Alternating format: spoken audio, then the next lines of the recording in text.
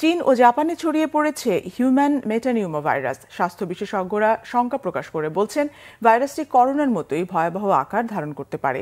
জ্বর, কাশি বা শ্বাসকষ্টের মতো সাধারণ ঠান্ডাজনিত সমস্যা ভাইরাসটির প্রাথমিক লক্ষণ।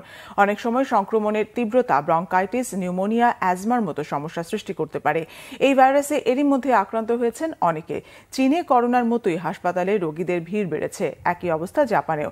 চলতি মৌসুমে দেশটিতে ঠান্ডাজনিত সংক্রমণ ছড়িয়েছে 7 লাখেরও বেশি মানুষের মধ্যে। HMPV ভাইরাস চীন থেকে ভারতে ছড়িয়ে পড়ার শঙ্কা প্রকাশ করেছে দেশটির স্বাস্থ্য বিভাগ। যে কোনো লক্ষণ দেখা দিলে দ্রুত চিকিৎসকের কাছে যাওয়ার পরামর্শ দিয়েছে তারা। প্রায় 2 দশক আগে HMPV ভাইরাসের উপস্থিতি জানান দিলেও এখন পর্যন্ত এর টিকা আবিষ্কার হয়নি। সতর্কতা হিসেবে টানা 20 সেকেন্ড ধরে সাবান ও পানি দিয়ে হাত ধোয়া, অপরিষ্কার হাতে নাক মুখ স্পর্শ না করা এবং আক্রান্ত ব্যক্তিদের থেকে নিরাপদ দূরত্ব বজায় রাখার পরামর্শ দিয়েছেন চিকিৎসকেরা।